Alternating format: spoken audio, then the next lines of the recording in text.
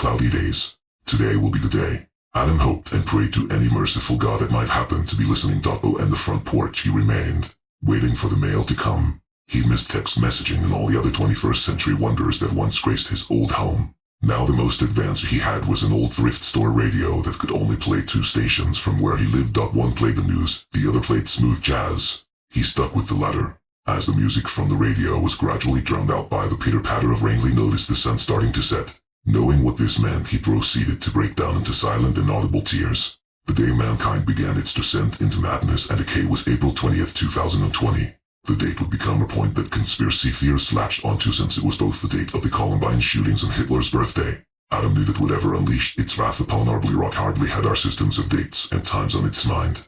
It was a normal summer day over a park in Tennessee.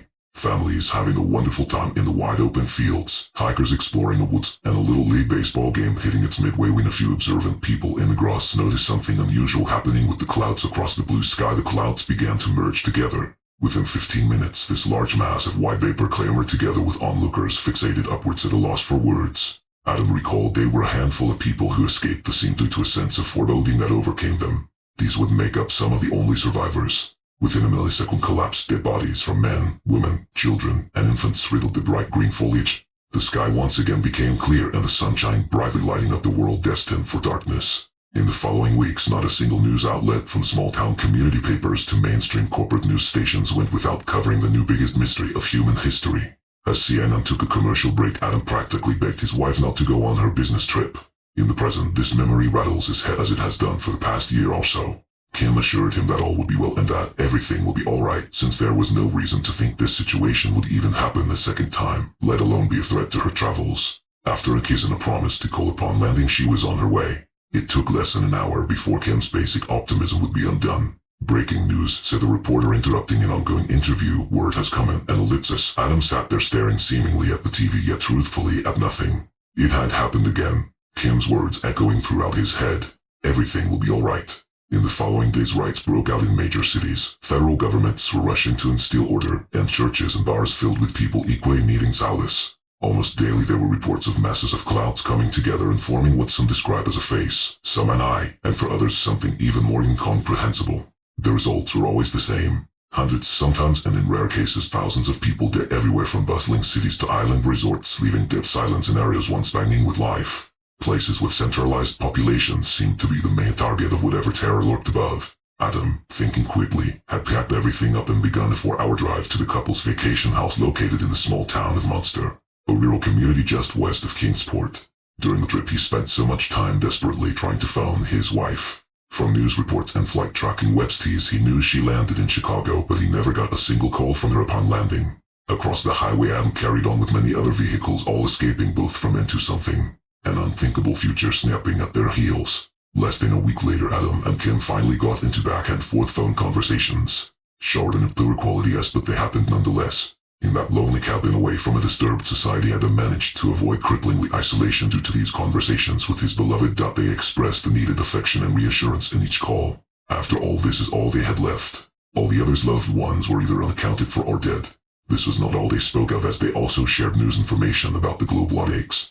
An imperfect painting of what is happening globally were painted by them. They put together that the federal government has declared martial law with wealth and resources seized and shelters established across the country. Reports of conditions in the housing units ranging from unacceptable to nightmarish. Luckily for mankind, more rural communities across the globe have established their own networks that have kept mankind tumbling on despite the mass death. Both Adam and Kim agreed, without even speaking of it, that this beacon of hope would not last forever. Adam took a deep breath. Stay safe, I love. Phone line went dead. It will never return. For Adam, television was the next to go out. Now there was only radio and the occasional print publication. Electricity was still there, but always hanging by thread. Only time he left the house was for manual labor and the rations he received as a paycheck for it. While conversations with the locals were far from non-existent, generally most people stayed away from each other. Too many murders have happened already. Public executions by the sheriff department almost weekly. Most knew a good chunk were innocent of the accused crimes but did nothing to stop it. Very few trusted each other. It seemed like everyone was catering on an edge to which violence lay below. Despite the immense love for Kim, Adam found himself soliciting women with portions of his food. Day by day he continued to be alive but barely living.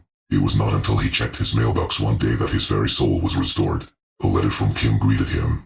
She was in Colorado and making her way to Munster. For the first time he felt an ink of happiness within him. Romantic letters were exchanged for a few weeks between the two. Fears dissipated and spirits raised in every word that was received. One day he went out to check his mailbox. Nothing was there but a news bulletin and personal ads. Usually there was a letter from Kim that day. He thought nothing of it, for surely it would arrive tomorrow.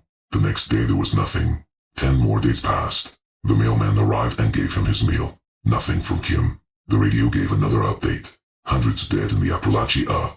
The phenomenon finally came to rural areas. After this he stopped listening to the news station. In the present day nighttime has come. A full moon lighting up the wooded landscape. Crickets keeping him company. He curled up on his lawn as a cold breeze sends a shudder down his spine. He is going to remain there, unlikely to ever move for even the simplest of things. With months gone by with not a word from his love, he finally accepted the reality that shattered his very core. She will never reply.